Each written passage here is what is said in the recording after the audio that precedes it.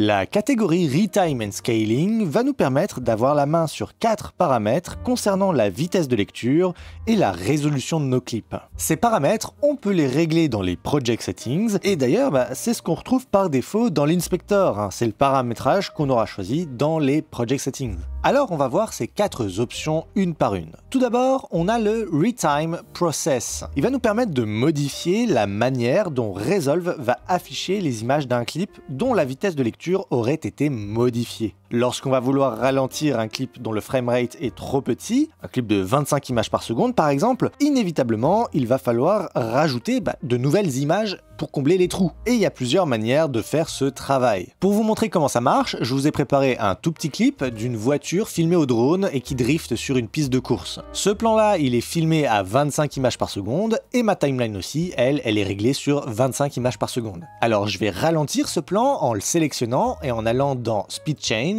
et disons que je veux le ralentir 4 fois. Donc on passe de speed 100% à 25%.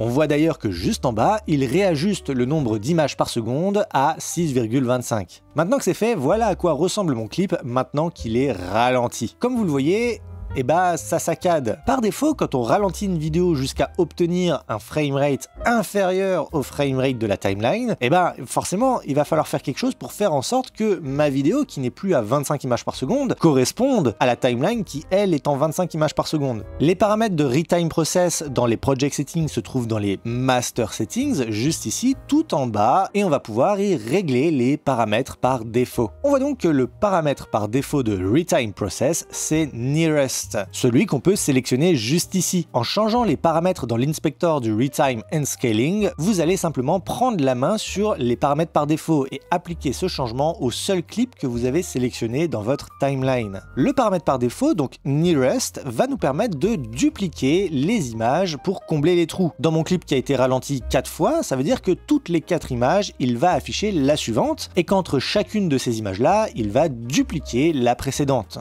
L'option suivante, c'est le Frame Blend. Et là, si je fais play, on se rend compte que c'est légèrement plus fluide, mais qu'il y a quelque chose de bizarre. L'option Frame Blend, plutôt que de dupliquer l'image plusieurs fois pour combler les trous, va me permettre de faire un fondu enchaîné entre les images qui se suivent. Si je zoome par exemple sur un point de référence comme nos arbres là au fond et que j'avance image par image, on se rend compte bien de ce fondu enchaîné.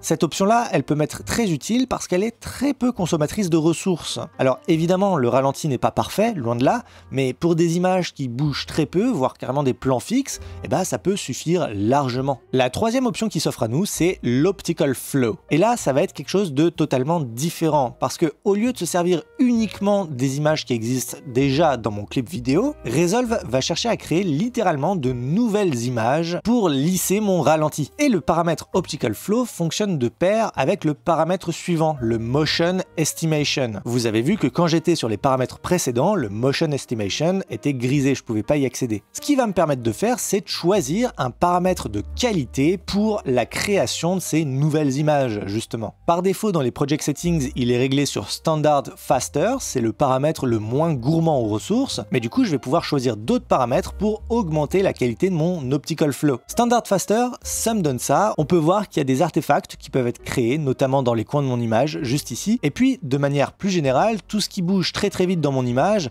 va pas être très bien calculé. Là, on le voit dans la fumée que produit ma voiture que c'est tout, c'est très bizarre. Le rendu est pas du tout réaliste. Je vais pouvoir augmenter mes paramètres de qualité. Bon, alors je vais pas vous les montrer tous un par un, ça servira à rien. Sachez juste que plus vous allez augmenter en qualité, plus vous allez faire souffrir votre ordinateur s'il n'est pas assez puissant. Moi, je peux vous montrer jusqu'au Enhance Better, par exemple, mais pour pouvoir vous le montrer de manière fluide, il va falloir que je fasse un rendu sur place. Donc je clique sur Render in Place, je le laisse faire son petit rendu, et voilà ce que le paramètre Enhance Better peut donner sur une vidéo comme ça. On voit que c'est toujours pas parfait, il y a toujours le même type d'artefact dans les coins de mon image, il y a toujours ce côté bizarre avec la fumée et de manière plus globale tout ce qui bouge vite dans mon image, comme là. De toute façon, quand on veut faire du slow motion, la base c'est de filmer dans un framerate plus haut que ce qu'on veut diffuser. Là, ma timeline est en 25 images par seconde, si j'avais voulu faire un ralenti 4 fois, j'aurais dû filmer en 100 images par seconde. Ces paramètres-là, ils vont nous être très utiles lorsque notre image et notre sujet ne bougent pas des masses déjà de base. Ça peut être utilisé dans le cadre d'un plan fixe, par exemple,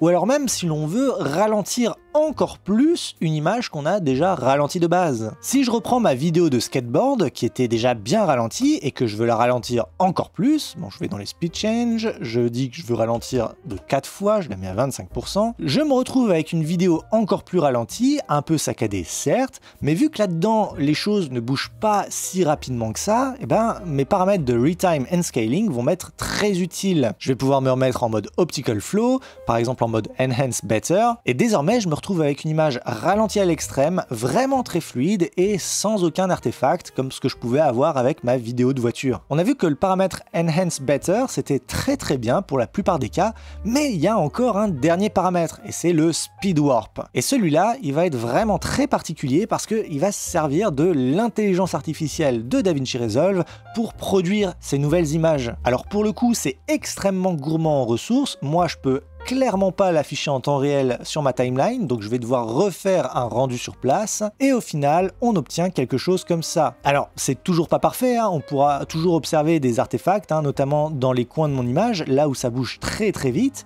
mais dans l'idée, c'est censé être encore plus fluide que le paramètre qu'on a vu juste avant, le Enhance Better. Dans tous les cas, souvenez-vous que pour faire du ralenti, mieux vaut filmer de base dans un framerate plus élevé que celui de votre timeline. Hein. Les paramètres de Retime Process, c'est pas magique, et ça va vous être utile plus pour sauver les meubles si jamais vous vous rendez compte qu'il faut que vous ralentissiez un plan un petit peu. Le paramètre suivant va me permettre de gérer la manière dont mon image va s'afficher au cas où sa résolution ne corresponde pas à celle de ma timeline. On l'a déjà vu plusieurs fois, c'est quelque chose qu'on peut retrouver dans les paramètres de timeline, hein. Juste ici, c'est le Mismatch Resolution. Ici par exemple, ma vidéo c'est une vidéo en 1080p, mais ma timeline, elle est en 4K. Alors par défaut, il va agrandir automatiquement ma vidéo pour la faire correspondre au 4K de ma timeline, mais je peux changer ça clip par clip du coup, par exemple là en mettant crop, il me la remet à une résolution 1080p dans ma timeline 4K. Juste en dessous, on va avoir le dernier paramètre, le Resize Filter, et ça va me permettre de régler la manière dont Resolve va calculer cette nouvelle résolution. Ma vidéo c'est bien du 1080p, mais en l'agrandissant, de fait, elle devient du 4K. Il y a donc des nouveaux pixels à calculer d'une certaine manière. Et ce calcul va être fait suivant un algorithme précis. Et je peux choisir cet algorithme dans cette liste. Par défaut, dans mes Project Settings, cette option se trouve dans l'onglet Image Scaling. Juste ici, je vais pouvoir avoir la main sur le Resize Filter qui s'applique à l'ensemble de ma timeline. L'option par défaut, on voit que c'est Sharper. Et donc dans l'Inspector, je vais pouvoir changer ce filtre clip par clip. Bon après, je vous laisse voir un par un les différents filtres que DaVinci Resolve propose. Hein. Il y en a de bonne qualité, il y en a de moins bonne qualité,